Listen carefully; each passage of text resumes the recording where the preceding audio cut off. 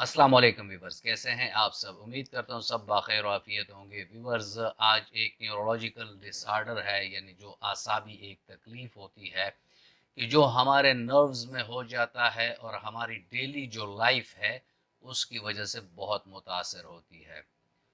Viewers, आज हम बात करेंगे एसेंशियल ट्रेमर्स पर।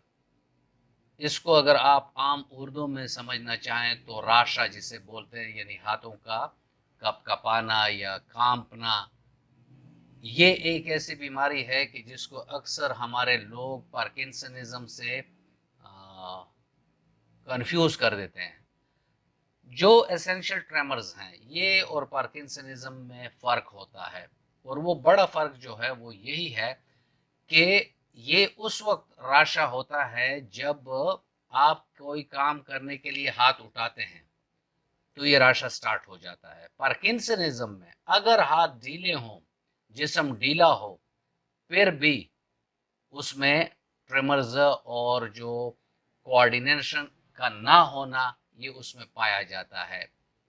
और एसेंशियल ट्रेमर्स में अक्सर ऊपर की एक्सट्रीमिटी जैसे हाथ हो गए, सर हो गया है, गर्दन हो गया है और जुबान हो गई है, ये इन्वॉल्व होते हैं। जबकि पार्किंसनिज्म में सर से लेकर पैर तक तमाम जिस्म उसमें इन्वॉल्व होता है। इवन जब ये लोग चलते हैं तो भी पैर घसीट कर चलते हैं और उसमें भी कोऑर्डिनेशन नहीं होती। तो ये छोटा सा उसमें फ़र्क है। आज हम एसेंशियल ट्रेमर्स पर बात करेंगे कि ये क्या होता है, क्यों होता है और इसकी होम्योपैथिक में क्या इलाज मुमकिन है, और इसके लिए हम डाइट में कौन सी खुराक ज़्यादा करेंगे तो ये प्रॉब्लम ख़त्म हो जाएगी।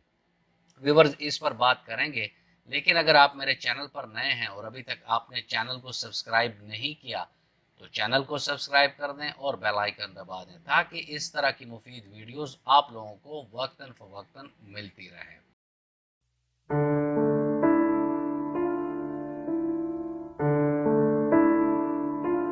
व्यूअर, एसेंशियल ट्रेमर्स या राशा जो है ये स्टार्ट में आहिस्ता आहिस्ता स्टार्ट होता है। ये एक न्यूरोलॉजिकल डिसऑर्डर है, यानी नर्व्स का प्रॉब्लम है।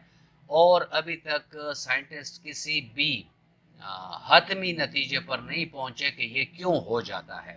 अक्सर 40 साल के बाद ये मसला हो जाता है कि हाथों में राशा आ जाता है। अगर आप किसी गिलास को पकड़ रहे हैं और पानी पीना चाह रहे हैं तो आपका हाथ राशा उसमें आ जाता है, या कप पकड़ते हैं, या बूट के लेसेस बंद कर रहे हैं, या फीमेल हैं मेकअप कर रहे हैं तो उनके ये हाथ इस तरह राशा करते हैं।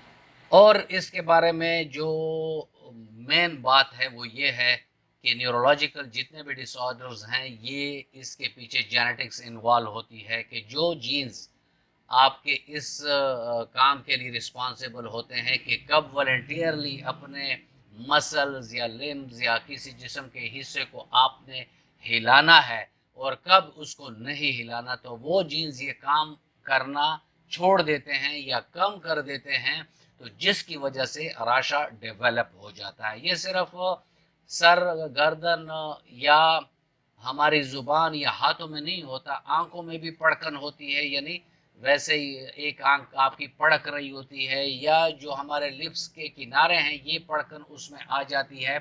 तो एसेंशियल ट्रेमर जो ज़्यादातर लोगों के सामने आता है वो हाथों का ही आता है, और ये ग्रेजुअली आता है। पहले एक हाथ में होता है, फिर दूसरे में भी आ जाता है, और आहिस्ता आहिस्ता ये बढ़ना शुरू हो जाता है। और जब सर पे पहुंचता है तो इसमें जो इस तरह मूवमेंट है, यस वाली और नो वाली मूवमेंट से इस टाइप की मूवमेंट्स उसमें आ जाती है।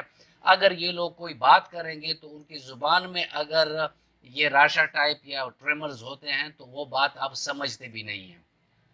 तो ये उसके साथ कुछ प्रॉब्लम हो जाती हैं जो एसेंशियल ट्रेमर्स के पेशेंट होते हैं, और उन बेचारों की जो लाइफ होती है वो बहुत तकलीफदेह हो जाती है, क्योंकि खाना पीना या लिखाई करना या जॉब के सिलसिले में कुछ करना, क्योंकि जब भी किसी मसल को आप यूज़ करते हैं यानी हाथों को, उंगलियों को, तो उसमें फ़ौरन ये राशा स्टार्ट हो जाता है। विवर, इसमें भी जैसे मैंने आपको इसकी कुछ तारीफ करके बता दी कि जो एसेंशियल ट्रेमर्स होते हैं, तो इसके लिए होम्योपैथिक की बहुत सारी अद्वियात हमारे पास हैं जो अलामात के मुताबिक अगर आप देंगे तो उससे मरीज़ की अलामात बहुत जल्द ख़त्म हो जाती है। लेकिन यहाँ मैं एक चीज़ ऐड करते चलूँ कि जो हम क्लिनिकली प्रैक्टिस में करते हैं इन मरीज़ों के साथ, उसमें रिज़ल्ट बहुत अच्छा मिलता है, क्योंकि हम जब केस को लेते हैं, और यही मशवरा मेरा अपने और कोलीग्स से भी होगा कि केस को जब भी आप देखें तो फर्स्ट ऑफ ऑल उसकी मियाज़म को मालूम करें।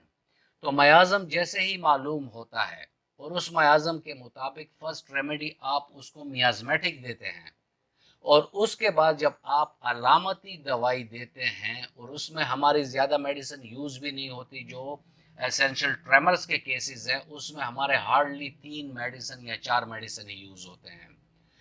अव्वल अब अगर कोई पेशेंट आ गया और वो साइकोसिस मियाज़म में है, ये एग्जांपल के तौर पे मैं बता रहा हूँ, ये ज़रूरी नहीं है कि जो राशा के पेशेंट होंगे तो वो साइकोसिस मियाज़म के ही होंगे। सिफिलिस के भी हो सकते हैं, ट्यूबरकुलोसिस के भी हो सकते हैं, कैंसर मियाज़म के भी हो सकते हैं, सूरा मियाज़म के भी हो सकते हैं। For the sake of example मैं आपको बता रहा हूँ कि अगर वो साइकोसिस मियाज़म में है तो एक डोज मेडोरोनियम 10 में देकर 15 दिन के बाद उसको एक डोज टूजा 10 की दे दी जाए, फिर 10 डेज के लिए उसको प्लेसिबो पे रखकर आगे से उसको ऐसी मेडिसिन दी जाए जो उसके अलामात के मुताबिक हों। तो पेशेंट का वो मसला मजीद बढ़ता भी नहीं है और ठीक होना भी उसका शुरू हो जाता है। तो पहले मियाज़मेटिक रेमेडी मालूम करके अगर आप मरीज की अलामती दवाइयों में अगर आप फहरिस्त में देखें तो उसमें टॉप ऑफ द लिस्ट जो है वो एगेरिकस है। एगेरिकस में राशा हाथों में भी होता है, सर में भी होता है, जुबान में भी होता है, और ये एक बहुत बेहतरीन दवाई है कि बॉडी में कोई भी आपका जो एक्सट्रीमिटीज है, हाथ है या कोई आंख है, उसकी पड़कन हो रही है, या होंठों के साइडों में पड़कन हो रही है, या फेस पे हो रही है, या गर्दन में हो रही है, या सर में हो रही है, तो जो बेख्तियारी, जिसे अनइंटेंशनल मूवमेंट्स कहते हैं, ये हो रहे हैं, तो उसमें एगेरिकस अगर आप देंगे 30 ताकत में सुबह और शाम 2-2 कतरे मरीज की जुबान पर देंगे तो उससे मरीज का ये मसला बहुत जल्द हल हो जाएगा। और एगेरिकस ही से हमारे 70 to 80% पेशेंट ठीक हुए हैं। फिर विवर ऐसे मरीज आ जाते हैं कि जिनको वीकनेस होती है और ड्राउजीनेस होती है और साथ में उनको ट्रेमर्स होते हैं, तो ऐसे में हमारी दवाई है जेलसेमियम 30 ताकत में। अगर वो आप 2-2 कतरे सुबह शाम मरीज के जुबान पर डालेंगे तो मरीज इससे भी बहुत जल्द ठीक हो जाता है। अगर नर्वस वीकनेस बहुत ज़्यादा है, शोर की वजह से ये ट्रेमर ज़्यादा हो जाते हैं, या ज़्यादा एक्सर्शन की वजह से हो जाता है, या ज़्यादा काम करने की वजह से हो जाता है, और उसमें मेनली सर भी इन्वॉल्व होता है इस एसेंशियल ट्रेमर्स में, ऐसे में जिंकम मेट 30 ताकत में 2 कतरे सुबह 2 कतरे शाम अगर मरीज को आप देंगे तो मरीज बहुत जल्द इस मसले से निकल आएगा।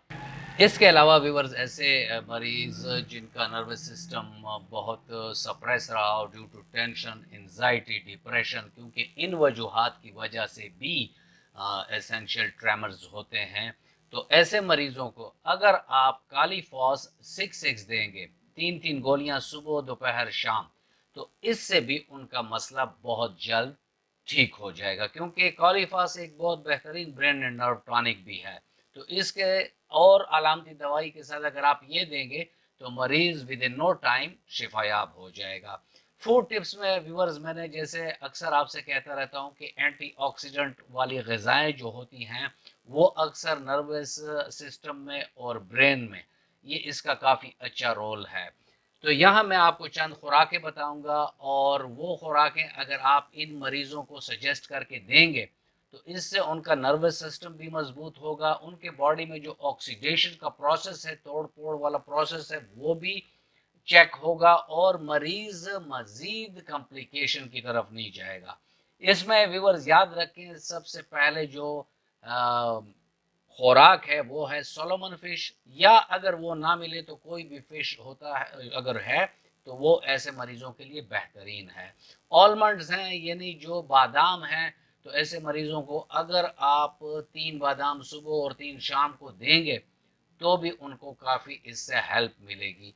और साथ में एग्स हैं, जो ग्रीन लीफी वेजिटेबल्स हैं, ये ज़्यादा इस्तेमाल करें, और जो मौसमी जो भी फ्रूट आता है वो ये इस्तेमाल करें, ताकि उनके बॉडी में न्यूट्रिशन की कमी ना हो और उनको ये न्यूट्रिशन सही तौर तरीके से मिले और बॉडी में मज़ीद जो कैटाबॉलिक फंक्शंस हैं या तोड़ फोड़ वाली फंक्शंस हैं उसको ख़त्म किया जा सके। व्यूअर्स, ये था आज का टॉपिक और मैं उम्मीद करता हूँ कि आपको अच्छा लगा होगा। अगर आपको अच्छा लगा है तो वीडियो को लाइक कर दें और फ्रेंड एंड फैमिली मेम्बर्स के साथ इसको शेयर कर दें। मिलते हैं किसी ऐसी ही अच्छी वीडियो में, तब तक के लिए इजाज़त।